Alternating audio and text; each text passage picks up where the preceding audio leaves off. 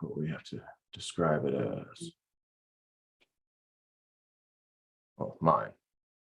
It's Wine Down Wednesdays. Doesn't tell me what it is. Oh, there she is. Nice. My wife. Somebody else. Oh no, I can hear myself.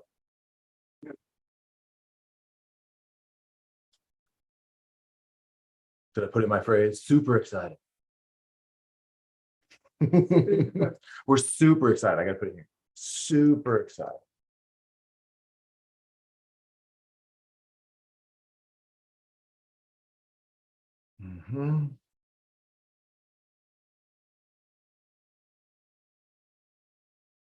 It goes down.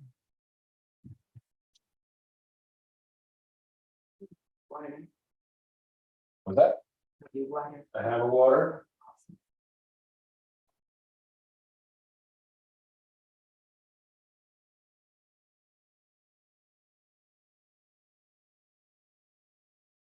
But I have coffee and cookies. That's the real question. That is very important, very important. Yeah, yeah. There's no podcasting without cooking. You gotta have coffee and cookies for your podcast. If you're an indie podcast. Cookies and cream. Oh, yes. There's that. All right. 2:30. I gotta, oh no. Timer's gotta go. Guest card's gotta go. Screen capture's gotta turn on. It's gotta move up on top of everything. Yes. The countdown does not take me to restart the search.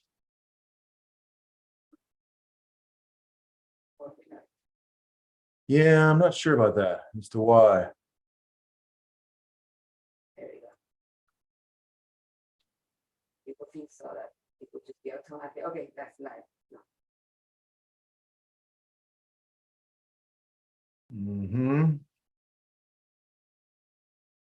2 people in the waiting room.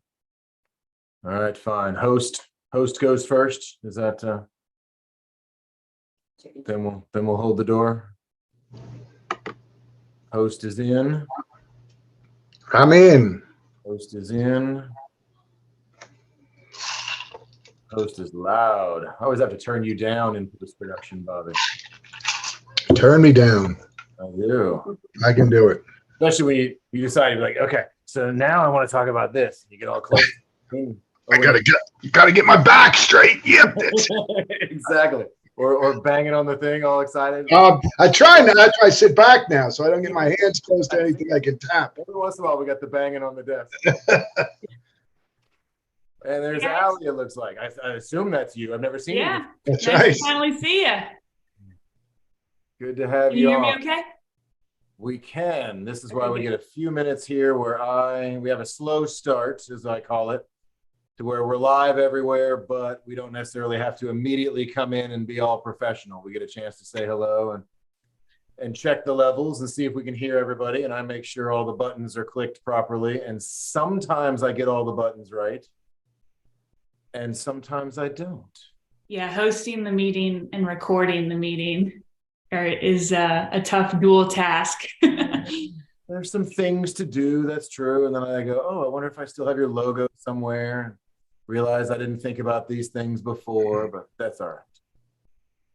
That is all right. All right, so do you have a tennis court fake background? I do. Is that all right? That's cool. I was going to ask that. Not sitting on the tennis court. We had a conversation similar to that. We visited Peachtree City Tennis Center recently, and we were talking about how cool it would be to do the whole 2-chair thing on the inside and with the tennis courts there. We've been talking about doing some on location podcast recordings, just some shows. Maybe it's not even a podcast at that point, right? Yeah, do it before it gets too hot. This is true.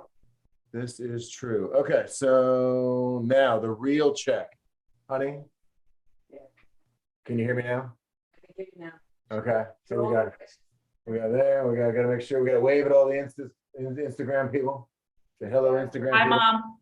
There we go. Hi, Mom. For me, my wife is here, so she's the one with the levels. Bobby, we got to get you one of these tennis court backgrounds.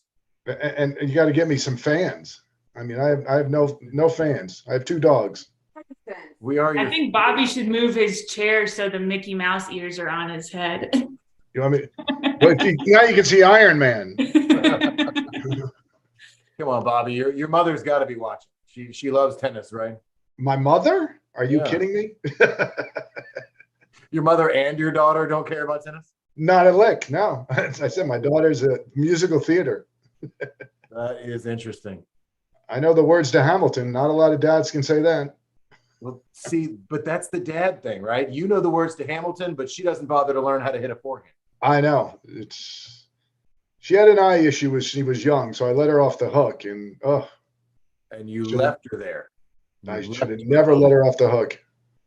Yeah. All right. So I look like I've unmuted everything. Last time, I think we got 10 minutes into Arturo, and everything on Facebook was still muted. So I think we're good. All right. There and there. Am I forgetting anything? No. Okay. Looks like Allie, Bobby, you'll be happy to hear. It looks like Allie's the first one to actually do any promotion ahead of time. All right. On social, yeah.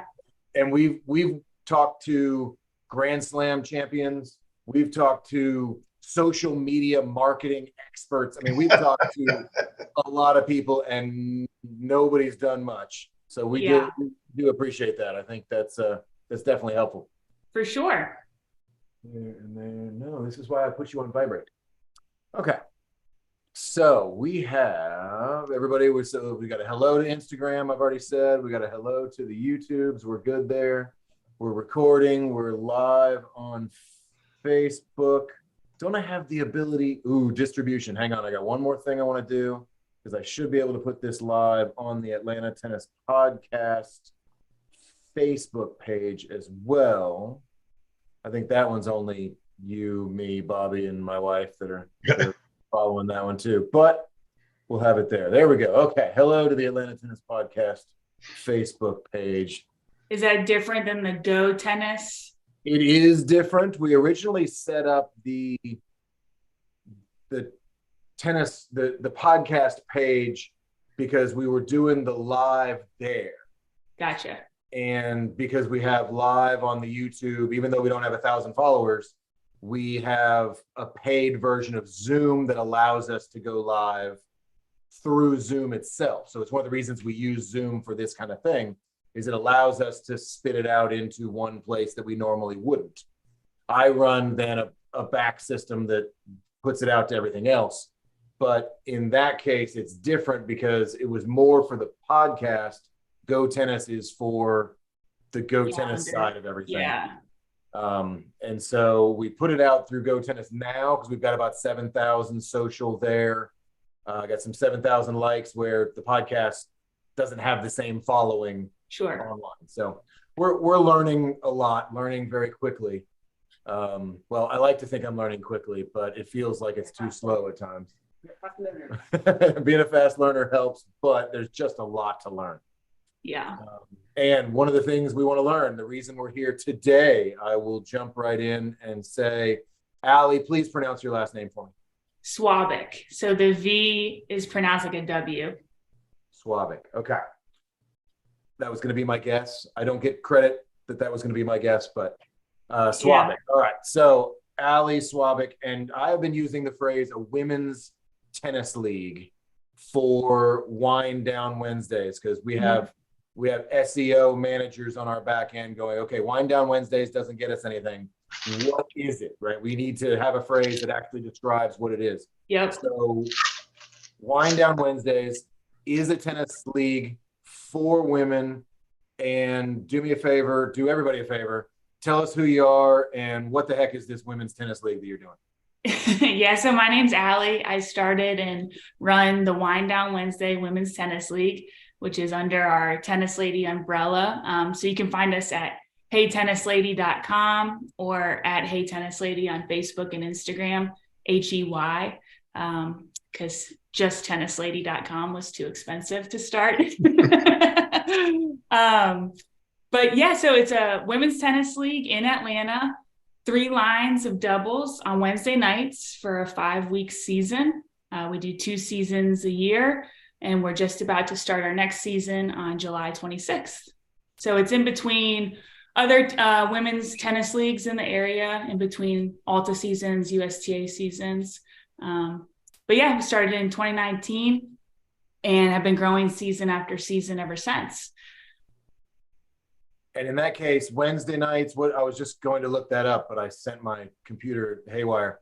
Wednesday nights is what for Alta and USTA? Bobby, you run a club. You got to know what's going on Wednesday night. What other leagues are going on then?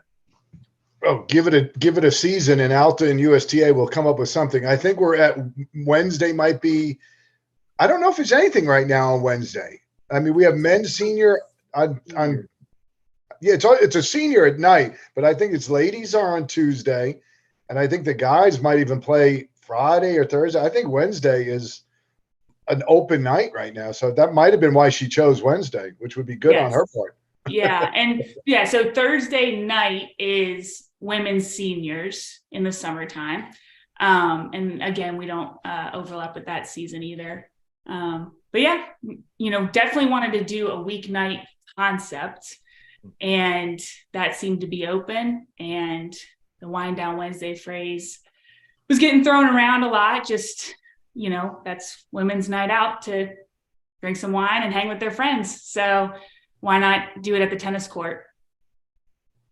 That's fantastic. And I know Bobby's got 1,000 questions. He called me before and he was like, what do we know? What do we not know? Is this an actual league? I said, Bobby, I think it's an actual league. And that's why I've been using that phrase, a women's tennis league, because it isn't just, it's not just introductory clinics. You actually have a season, you have teams, you have travel, you have a schedule. Do you do all of that? Yes, I do.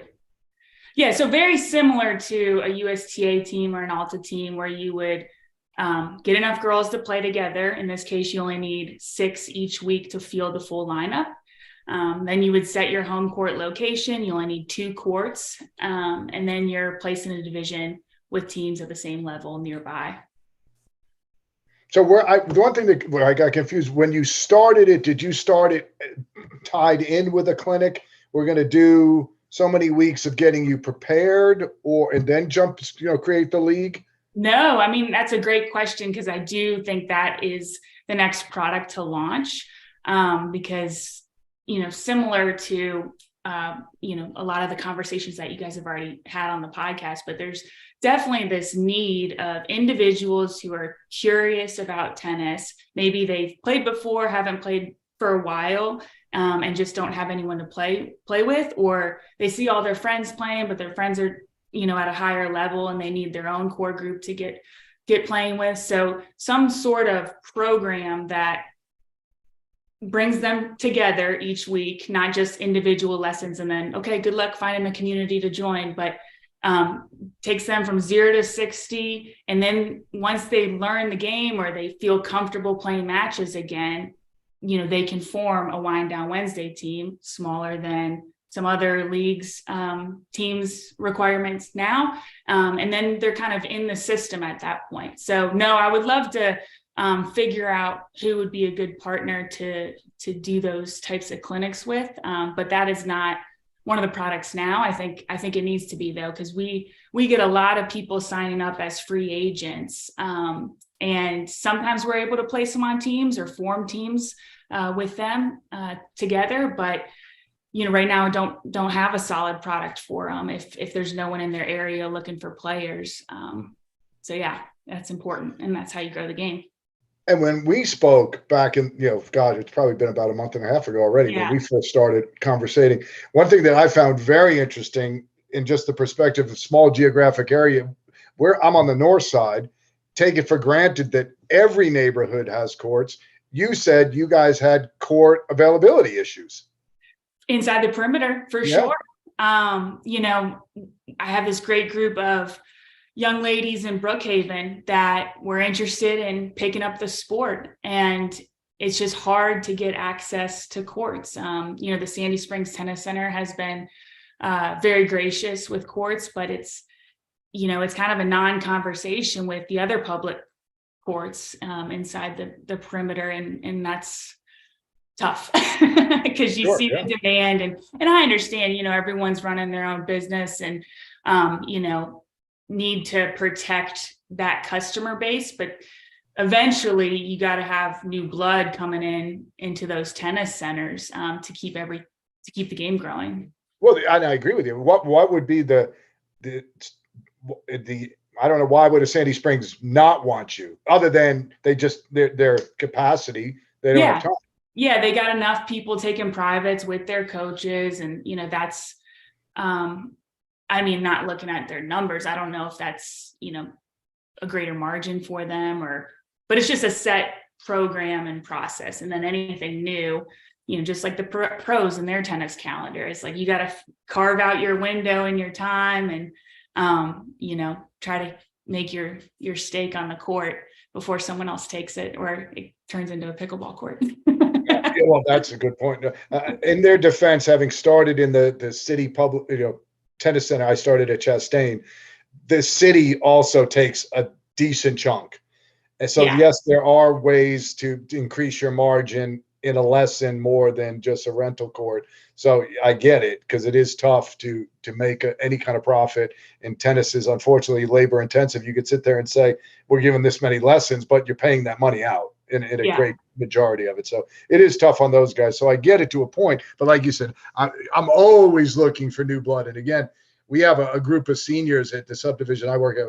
It's a 10-court facility, and not very many of them are actual residents, but they're playing at a time of day where they're not bothering anybody. We love the blood, and we pick them up in our teams. We charge a non-resident fee, so it's a way for the neighborhood to make a little bit of money. So that I'm a little puzzled that. Have you spoken to? And this was, I'm going to date myself again, but the go-to was always the Post apartments. That a lot of the Post, and I don't even know if they're still Post apartments. I mean, like I said, I'm dating myself. But they were always, they built with 2 tennis courts and lighted, and they were interested in being able to provide that kind of thing for their residents. I haven't. I mean, it's a great idea. I've done a flex league season out of courts at a Post apartment before. Mm-hmm. And it's certainly interesting, the teams inside the perimeter that sign up, kind of just by default go to all the tennis centers. And it's, I always try to ask them, are you sure that no one has a residential court that you can set as your home court location? Because I bet you they're free. And that was really, as I was creating the league and coming up with the format, I mean, that's what I was seeing, right? In the 30022 zip code, where it's the most Alta teams, allegedly. But if you drive around a lot of these swim and tennis neighborhoods, their courts are still kind of empty because the neighborhoods are flipped over. They're not new anymore, as opposed to the neighborhoods now up north. So people that have fallen off or moved out of the neighborhood and the tennis scene, it really takes someone to, say, okay, well, we're going to try this again. And we're going to try to get all the new neighbors together to play tennis again on our courts. So, the league was very much, how do we kind of spark the demand for these courts again? Because they're open. Right. So that's where you do the 2-court format, as opposed to needing 5 courts to get 5 lines in on a Sunday afternoon. Is it a 2 out of 3 set match play, or do you do something to shorten it a little bit, or is it regular? Yes. So, and then we do no ad scoring. Okay. So I do receiver's choice, next point wins the game. And then if it does go to a third set, it's replaced by a 10-point tie break. So it's been fun. It really keeps the matches moving. Each match is probably about an hour and a half, which is a good time. So you're there from 6 to 9, hopefully at your neighborhood courts or courts nearby. And, you had a nice girls' night out, but then you can go home at a reasonable hour. You weren't waiting around all day for courts. And have you had any headwind from USTA, Alta? Again, we, having spoken Alta, we know one of their things that they would love for somebody to take over is introducing new people into their system, helping people, as you said, get introduced to the court. Then how do you take it another level, find a team? And it would seem like, you're a great starting place and you're not trying to compete with them. So it would seem like that would be a good fit for Alta to work with you guys. Sure. I'm certainly open to the conversation. I haven't reached out to them and they haven't reached out to me. I know they're not for profit and, very much trying to make this my full-time gig. So it is for profit. So I don't know if that would be a conflict there, but I think what's great working in other industries, what I love most about tennis and working in tennis, and you guys, your podcast and everything you're doing is kind of the epitome of this, is there's so many opportunities to partner and work together because everyone's end goal is the same. Get more people playing tennis and playing more often. You get bought by Nike. Yeah. Sorry, I thought you were going a different direction. But other industries, like I was selling advertising on the internet, it's like you're all fighting for the same traffic and the same position on the page. So like you can't really partner with each other. Versus tennis, it's like there's enough to go around and we all should work together and figure out how to enhance and grow the sport that we all love. Well, but that's a great point. It's people, Bobby. I think what's that, Sean? We're bringing in the right people. Yes. Either that or they're doing a little bit of research and they're actually listening to some previous podcasts. Saying, hey, it's a good thing to say. They're coming in like, hey, let's make tennis cool again. What do you think of that? Or, hey, we should all partner. Why aren't we getting along? And I think maybe, I don't know if we're changing the culture or in a way that people like, or maybe the culture doesn't have to go as far as we thought. Maybe there are more people out there that want to get along with everybody and realize it's not a zero-sum game and that we all can do what we do well and partner together and do it all for the benefit of the sport. We can hope. we said that we're trying, right? We're trying, and it's true, and it's unfortunate that we come out of the culture. But as you said, just not knowing even the drawbacks of the guys who run the Sandy Springs, what they have to, everybody has something they have to overcome. Yeah. And that's the hard part, because at the end of the day, everybody's bringing Shiata to the table, and and it's hard to overlook what is yours worse than mine. These are all, or can we find a way where we can all help each other out and understand that this guy's margins are going to be limited. But I found that fascinating that you guys, we take it for granted that there's so many courts up here that we can go to another. There's a subdivision across, literally on my street, Windermere Parkway. I have a big Chattahoochee River Club, Windermere, James Creek, 3 Chimneys, all within maybe 3 miles of each other. That there's 40 tennis courts within, and I forgot Brandon Hall, which is another one, 45, 50 tennis courts within 3 miles of each other. It's, and tons of teams, right? Yeah. Oh yeah. Because they're newer developments, so everyone moved in new together, and that was how they socialize, is playing tennis. And they have folks like yourself running programs out of there that keep everyone engaged, and it's sort of like a can't miss. But the original boom of the suburbs in North Atlanta, that Alpharetta, Roswell, what I've experienced, at least just personally, is like our neighborhood doesn't have Alta teams anymore because people have aged out of the game. People are no longer in the neighborhood. There's no one that's like, we're gonna form another C team because there's all these new neighbors, and that's how we'll get to know each other. So people start playing elsewhere, but they still have the amenities. I was getting nervous that people would, just the pickleballers would take over because it's easier. And I think, you kind of need people to still use those tennis courts to make sure that they stick around, because, any new developments in town or anything with right sides living, they're like smaller. So they might throw in a pickleball court, but they're never going to throw in a tennis court anymore. Well, 2 tennis courts in a bathroom on top of it. Yes. Yeah. So what is the demographic of your league? How, the age range? Ladies, I would say late 20s, early 30s, and then all the way up to, mid 60s. Okay. So Yeah. it goes I mean, we got older we got some in the older than 70s expected. that still ball. But they are my heroes. Because I was going to throw you a generational question as well as with the pickleball threat, which I don't look at as a threat. I think if tennis was smart, you could use pickleball to your advantage. How is it, the instant gratification side? Because tennis is, as you said, more difficult.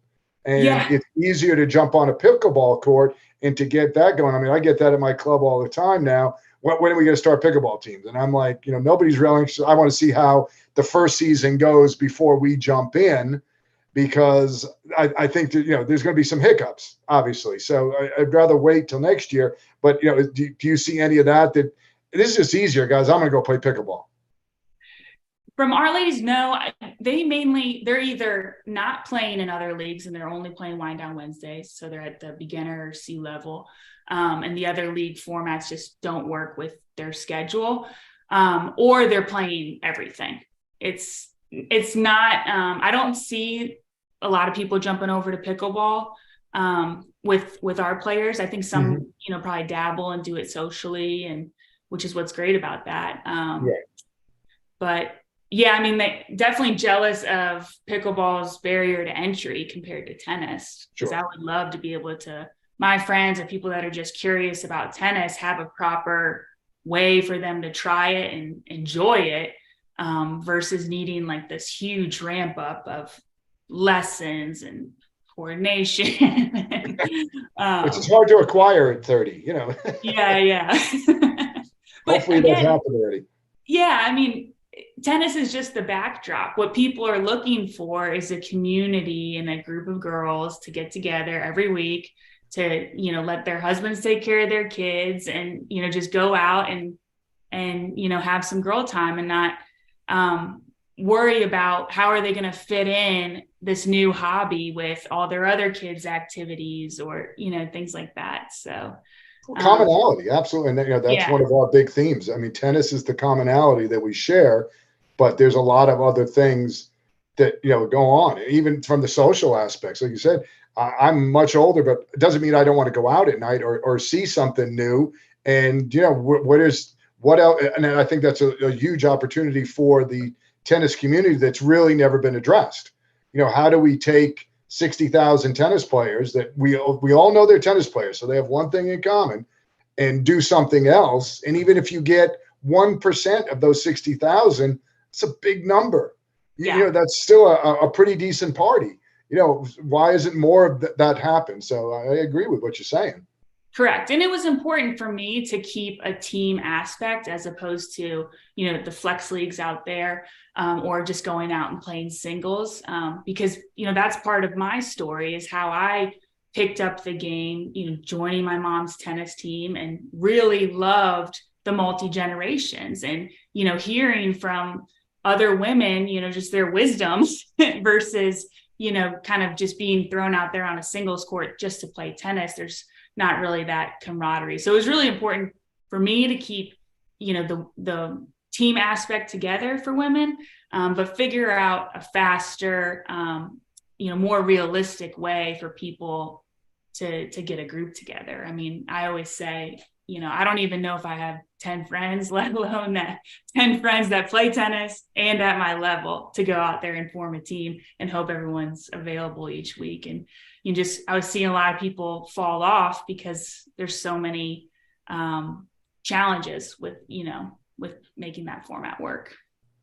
And I think it's been, Alta's numbers reflect that. I mean, you throw in an aging population, as you said, demographic changing as far as the building and the way you're being introduced. Then you throw a pandemic into the loop and you lost a lot of folks. And so now how are we going to? I helped them actually. That's the big argument with tennis. Did it help tennis participation? Yes. Did it bring new people to the sport? Probably not. I mean, I always laughed at, we used to do summer camps at my White Columns when I was at White Columns. And I never saw any of those kids after the summer camps were over because it was a babysitting service. It was a half a day. So they were there to accomplish one thing. Yes, the pandemic, you wanted to do something. Tennis was obviously a very safe place. once the pandemic is over and the league start doesn't change the fact the entry barriers. And now that Walmart $90 bracket isn't really appropriate if you're going to try to improve. So it introduced, I don't know if we capitalized on the opportunity because of the entry barriers, as you said. Sure. And that kind of goes back to, that new product that needs to be launched. It's like, definitely saw more people taking drills, but was that like a one and done because they showed up with a drill, hit the ball around? There was nothing to foster that community. They weren't like, okay, you same people are coming back next week. And by the end of this 4-8 week, whatever session that they paid for, you'll know how to play and you'll have a group of people to play with. It was more like show up for drills and see you later. And the attendance was great, right?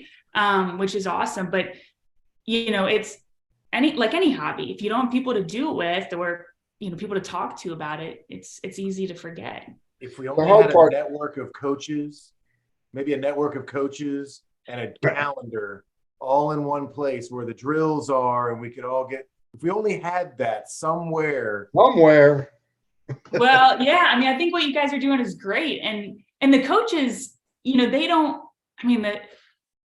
supply and demand, right? So they already have their schedule full of privates and existing teams. And so how are they gonna, allocate more bandwidth to, well, maybe this group will work out and, be a long-term investment, but it's just too tough, especially during COVID when people, were coming to the courts more often. So again, that goes, but as you said, all the little intricacies of the industry itself that you look at and say, well, because most of our coaches are independent contractors. They don't have a club. They don't have a salary. The only time they're making money is when they're on the court. So yes, in a short term, everybody's looking at, when I interview somebody, how many hours do you get for me? And that's like, you're not getting the job if that's one of your first three questions, because you're not looking long-term. You're looking, how do you get past tomorrow? And yes, there has to be a degree of that, but if you're going to do this as a career, you have to think a little bit more long-term, and you have to think about, how do we build the program? How do we create that community? And I completely agree with that. I mean, I came in, I was fortunate enough to be like the person who started White Columns. So for better or worse, they were stuck with what my ideas were and the culture, to coming in, following somebody at Windermere. And it took a few years to change the culture. And I always laughed that when we started, I would always play music on the court. When you come in, you're hearing 70s and 80s music. It's loud, hair bands. Yeah. You know what you're getting yourself into. And in the beginning, it's loud, I can't concentrate. And I was, as I said yesterday in the podcast, hey, if you want to play at the US Open, you got to use the planes over your head. A little bit of noise isn't going to bother you. Now, so many years later, everybody brings their own little speaker for their court. So you have 10 courts with 10 different types of music. So the culture is much more energetic. You know what you're getting into. And it's funny when we get people who come in from other places, they used to complain. Now that, oh no, we love it. We love it. So, but it takes time. And like you said, if you're looking at the threat of losing money, coaches pull the plug quick if they feel threatened, because there is another one right next door who's willing to undercut the price. And, and the other thing that we're trying to do is promote the idea of the certified coach, that there is a difference. The guy who's got a ball hopper who says, everybody back in the day, we used to laugh, was the number one player in Georgia. Yeah. Well, how did Georgia have so many number one players if everybody was number one? So somebody was, lying. But, what are the differentiators for the pros? And it's taken a while for the USPTA and the USPTR, the certification branches, to up their game. But now they do require background checks. They do make you take the class, the Olympic harassment classes to make sure that you have an understanding. They do make you take continuing education. So you're not teaching the continental grip forehand because you grew up in the 70s and that's what you know. So, that's the other part too, is how we're going to change the game, is show people that there is a difference. This is why you want to get involved. And, hopefully it'll make it more easier to learn, and it'll enhance everyone's experience. Yeah. And from, a lady's perspective, yes, I don't want to learn an inaccurate forehand, but you're paying for entertainment. Yes. You're not, you're not really there to, be on the fast track to go pro. So we ain't going to Wimbledon. yeah. And again, like, you can only buy something that's a product and available. And I think that's what's great about your guys' calendar is you're giving, coaches the opportunity to productize what they do. And this is how someone can find out about me and know it's legit and go in and, book and plan for sessions that I'm free versus like, oh, I know so-and-so and here's his number. It's, a little bit less professional. So yeah, no, I mean, I think the USTA holds a lot of power there. And I know they have tried several programs, and, that tennis apprentice program, I think, is kind of the closest thing I've seen to it. And it's just a matter of, well, how do we, if it's a public court, how is that mandatory? Because that's important that everyone kind of takes that on, and we start having standard programs no matter where you are. So as a tennis player, when someone asks you, how do I get into it? It's like, boom, that's how you get into it. Well, hopefully at some point everybody says, go to letsgotennis.com, find something, right? Because at some point, you look at USTA and they're going to have certain programs in certain places. Some of it's going to work, some of it's not. They don't pay well. So none of the coaches are jumping in, raising their hands saying, ooh, me, will you underpay me to teach tennis? Yeah. Mm-hmm. So we've got some limitations there. And from what I'm hearing, Bobby, again, it seems to be the theme. And I don't know why I'm a little bit surprised today, because this is why why we started having these conversations in the first place, is that people are struggling to find teams. There are lots of courts in the suburbs that are unused, and people are struggling to find drills and lessons and really somebody they can connect with or somebody that can coach them that is certified, that, doesn't show up, that they're comfortable with, that maybe has already been vetted, and that they can not just a simple referral. In this case, it's a well-vetted certified pro. So the question being, doesn't Alta have all these? They've had all these problems, and Alta's had thousands of years to figure it out, and they haven't. USTA has millions of dollars and thousands of years to figure it out, and they have it. Bobby, what makes us think that we've got this figured out? Well, I don't think that we know we have it figured out. It's the implementation part is the challenge. Like I said, and I don't fault Alta, because Alta, as frustrating as it is, tells you point blank, we are a league. That's what we do. We're not, we hear you, but that's not what we do. Now, the governing body of the sport in the country, they might have some culpability, but again, they have to come concise with a business model. And I think they've been not really good at doing that. And, and that's about the best way I can put it. You got to decide who you want to be when you grow up. And they have never been able to reconcile, are we raising champions, which at our best, we had, let's go to the Sampras Chang. We had 4 guys in the top 10. Okay, 4 out of how many millions of people live in this country? Do we want the hundreds of millions playing tennis, or we want to watch 4? Well, watching 4 really didn't do a lot for the sport, so you would think we should change our focus a little bit. But, and use the Jordan Peterson theory of, if we have enough people born, we will solve the global energy problem, because one of those kids is bound to be a genius and he'll figure it out. Great. That was, that's a great idea. Okay. Like that's something that nobody ever considered. We have enough kids. One of them's bound to be bright. So, we could hope for that in Atlanta. With so much exposure to tennis for so long, maybe somebody will figure it out. And again, it goes back, even in this city, you think about it, all the pros paranoid. We don't want you walking on our court. Traffic is a bear in this city. Yeah, I might want to go to, we had passes to go yesterday to the Atlanta Open and meet Ryan Opelka. And I'm not going to Atlantic Station at 3:00 in the afternoon. I live 35 miles away. As much as that was entertaining and a fun idea, I have a daughter I got to pick up. I can't do it, So I think that for the people who are going to do it, they're going to do it. And that's great. That's because they're going to talk to their base And if they draw one or two, and again, I think that's where tennis pros need to, and the industry needs to wake up. You're not going to lose that much business. Hopefully you're going to create more business because there's more people playing, more energy. The idea of making tennis cool again, that I can go out and talk about it and, just find others. Hey, I don't want to play an Alta League. It takes too long. Oh, well, then go play Wine Wednesday. You're done. You're getting the same camaraderie. I mean, as I said, I was laugh about it. This is a bowling league in New York. Well, Right. we bowled every day. And there was a different league every night of the week in New York at your local bowling alley. We're just blessed with good weather down here, so it's tennis.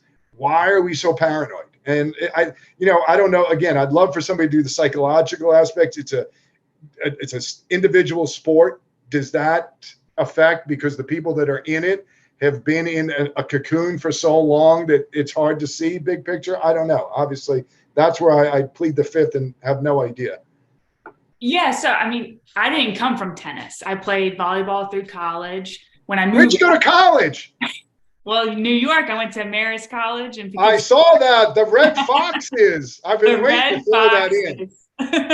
Did they have pictures of the Duncan Dutchman all over the place? Did Rick Smith? Rick Smith. Sean didn't believe anything I was saying.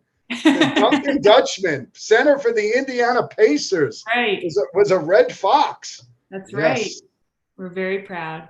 But yeah, so when I moved back to Atlanta, my mom would just invite me to go watch her tennis matches. And I was like, it seems like the least I can do since you've watched every match of mine throughout my whole life. And then I realized it was, a neighborhood block party. So I would go, drink their beer, hang out, have a lot of fun. And eventually that's how I got into it. They invited me to join the team, started playing, caught the bug.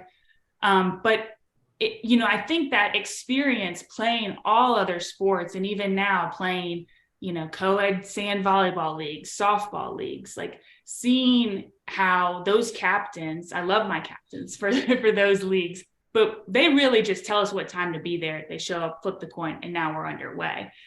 Seeing what effort it takes to do tennis as a team in a league is wild.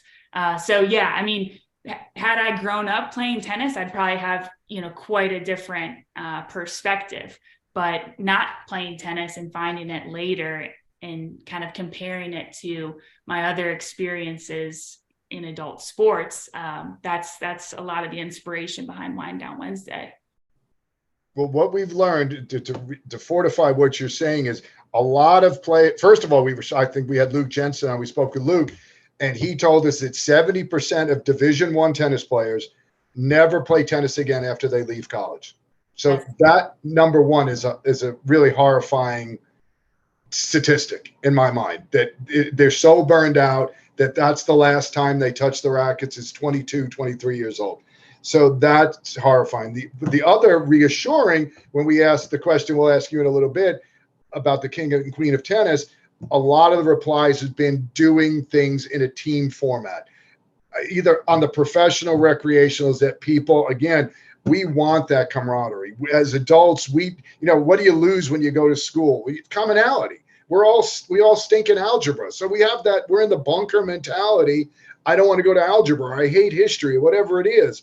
So we have a commonality. And as you get older, the commonalities become, unfortunately, just for adults, it's just your children. Oh, where you driving today? Oh, well, they got practice at this. They got practice.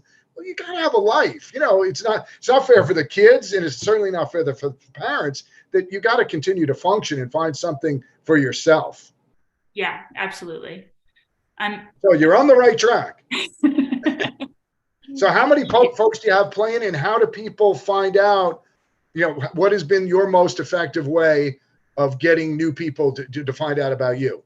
It's a great question. So we just closed our early bird registration where you get $5 off your dues. But we already have 40 teams signed up for the next season. So it's going to be our biggest yet. And hopefully they continue to keep coming the rest of June. Our cutoff date is July 1st. And like I said, the season will start July 26th. But it's like anything, no one really takes action unless their friend told them about it or Sure, told sure. them to, and it's a trusted source. So I feel like I can scream on social media, blast out a lot of emails, but really, how'd you find out about it? Oh, my friend told me, is the most common.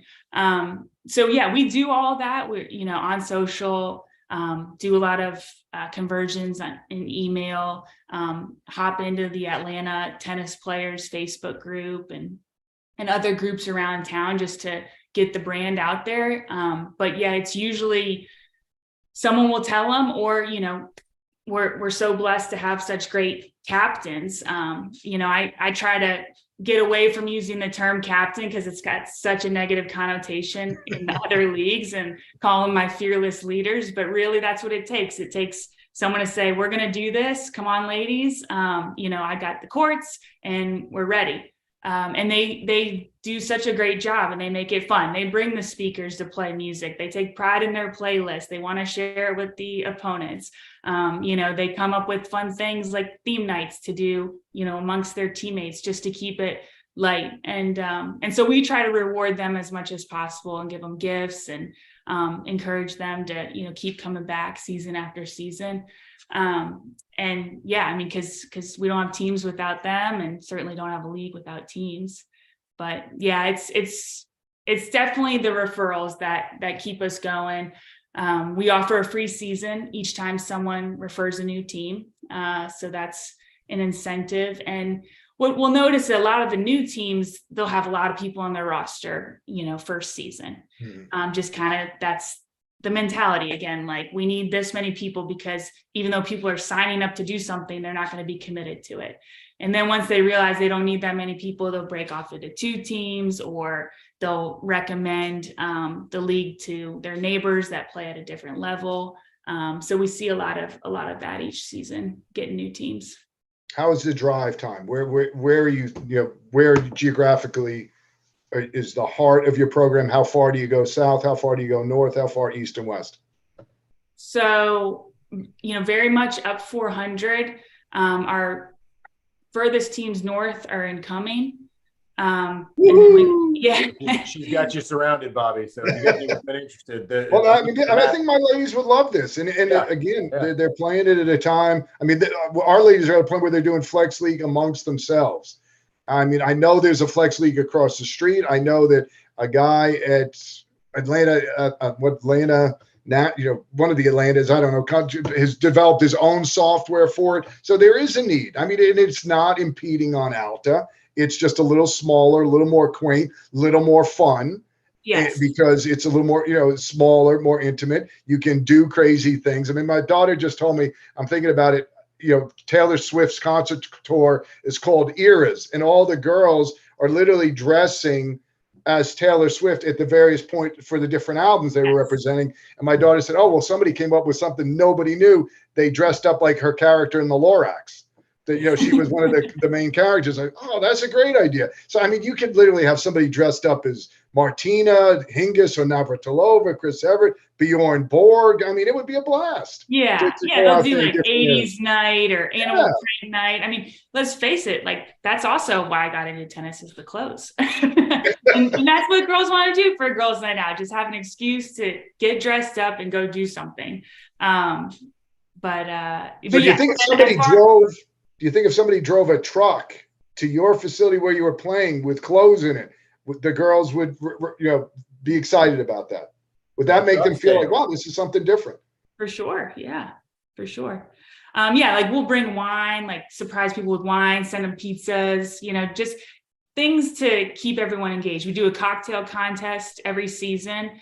So we get sponsors for that. And basically it's just a way for people to take a team photo and show off their team on social media. So we do that, and it's been a blast. I mean, I'm amazed at how creative people can be, whether it's their team name or their cocktail or anything. And it's just great to have a backdrop for them to funnel that to. Fantastic. But yeah, as far south as I guess the Buckhead area, so that's north and south, east and west. We go over to like Smyrna Vinings, Woodstock. Just had a team sign up for Buford, so got to grow in that area as well.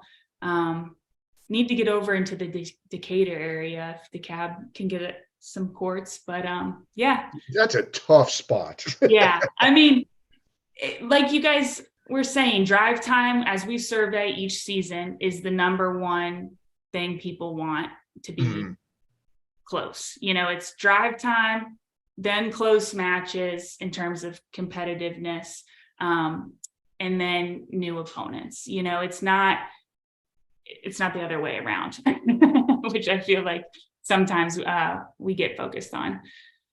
So that's the challenge, is getting enough people in their pockets at their level to give them, a proper division where they're not driving super far.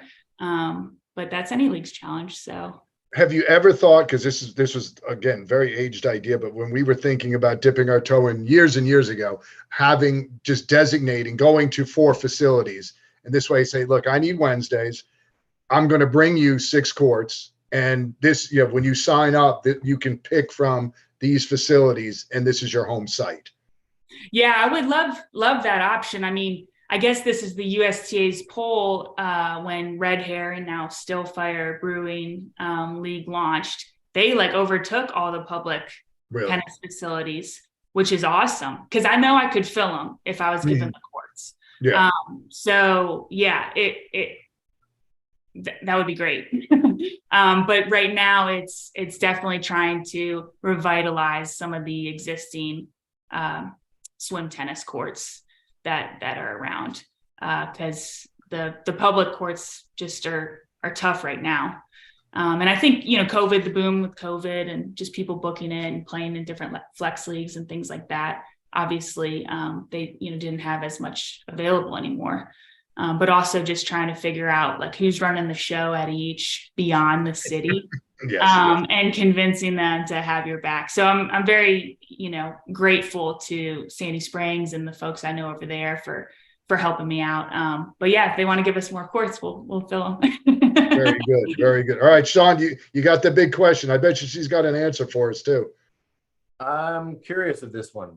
We get a chance to ask everybody if you were king or queen of tennis. And we've had more queens recently, I think, Bobby, but if you were queen of tennis, is there anything you would do, whether it's a day, a year, however long it would take? You get to answer however you'd like, if it's just in Atlanta or for the whole world, professional, amateur, however you want to look at it. But if you were queen of tennis, is there anything you would do or change?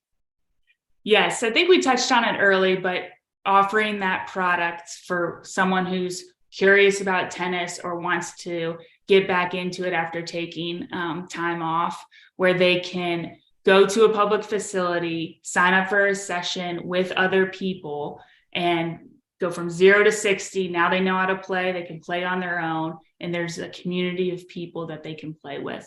And if that was required just in Atlanta, at Bitsy, Chastain, DeKalb, Sandy Springs, all these different, Blackburn, all these different public tennis centers, where it's not just, beginner drills and no sort of community building. I think that would be awesome. And then from there, you would form, doubles pairings that could then play a flex league, groups of women's that could then go play Wind Down Wednesday, a bunch of mixed teams, things like that would just continue to perpetuate what we have in Atlanta. And I think it would be applicable around the country as well. I mean, I think that's what you get when you join a country club, right? You get that kind of programming, or when someone's running the tennis facilities in your neighborhood. And that's kind of what needs to be available at the public courts. So that would be number one for me. And, obviously I'm selfish because I want more teams coming out of that. But then I also am very jealous of other sports that can have that low barrier to entry, like we were talking about, that just gets people thinking about the sport, even if they're not ready to commit and try to play it yet. So like the bowling alleys, the Top Golfs, the Pickle and Chicken. Like, we're going to go out to a bar and like, oh, I didn't notice that there was a beach volleyball court at this bar. Now I'm thinking about beach volleyball. Tennis needs that. And it's hard because it requires a lot more coordination. And I don't know what the model would be, but it would be awesome if someone could figure it out. I guess the closest they got was like Wii tennis when people were playing that all the time in their own homes.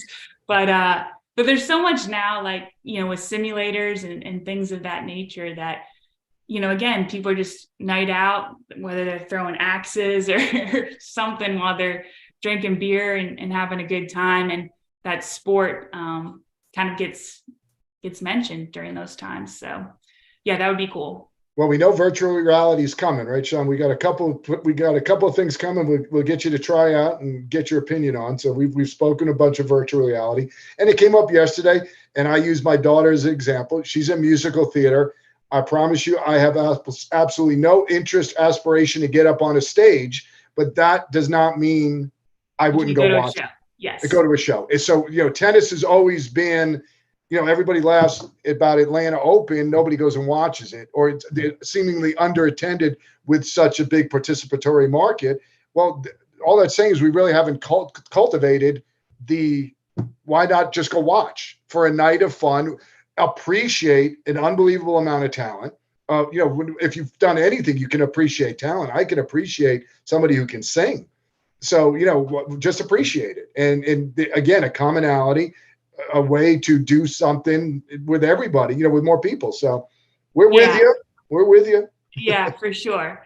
And I think, I mean, it's getting there, you know, between the fashion and now like the new Netflix series kind of taking that F1 model. Like before, I never used to watch F1, but I watched the Netflix series. Now I think it's so cool. And then you look at, you know, the Miami race they just did, and it's like, that was the place to be. Like the Braves game, the Battery, that's the place to be. The US Open in New York, that's the place to be. No one's watching the tennis, they're talking, but it's, you know, there's ways to make it the scene. And I think, you know, there's enough people working on it, and let's take it to the next level. I'm going to bang, Sean. I'm going to bang. Make it cool again. Make it cool again. I'm banging on the desk. Yeah, I mean, you go to like Urban Outfitters and they're selling tennis skirts. It's like, heck yeah, like, let's do it. Went through, again, this was yesterday. My daughter comes to me and says, everybody's wearing tennis skirts. I'm like, are you kidding? I can get you all the tennis skirts you want. This is a fashion statement. Where do they think the white sneakers came from? You know, exactly. Like. I agree.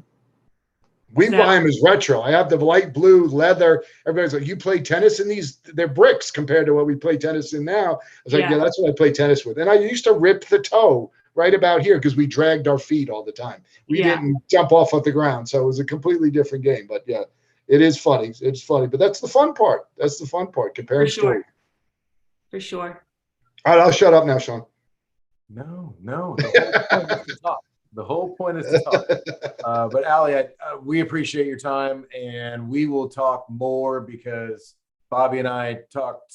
We speak a lot, but we spoke recently and had, I don't know, somewhere between 8 and 47 different ideas that we want to talk to you about. Yeah, let's do it. After this, we've got probably more. So we'll chat and see how. We've already got your Wind Down Wednesdays schedule on letsgotennis.com.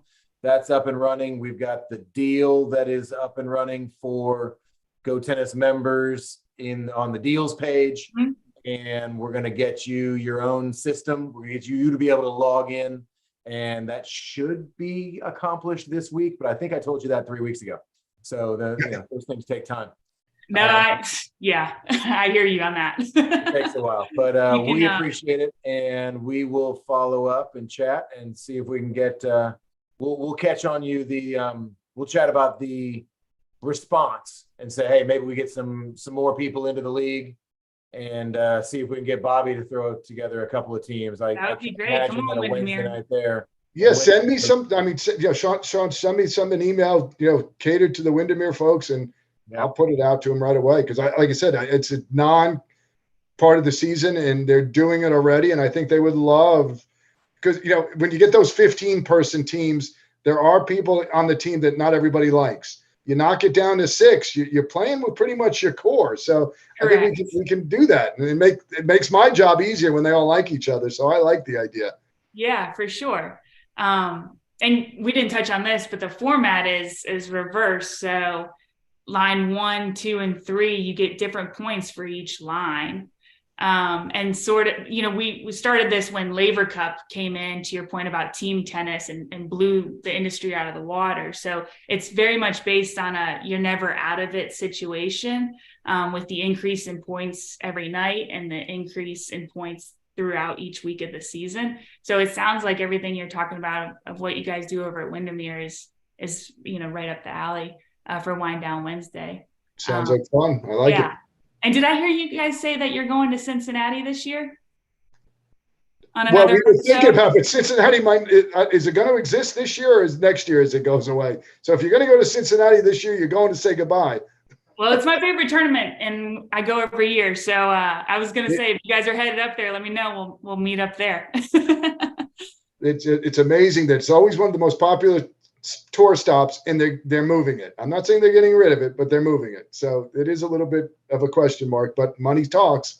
Yeah. And the technology triangle in North Carolina definitely has some money, and they're building a huge tennis facility. So I guess they needed to put something in it. But do you know Jade Nordis?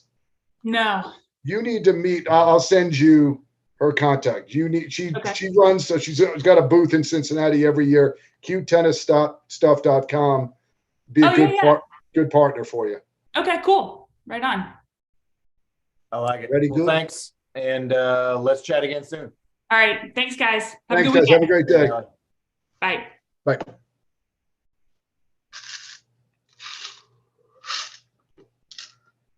All right. Instagram's still up.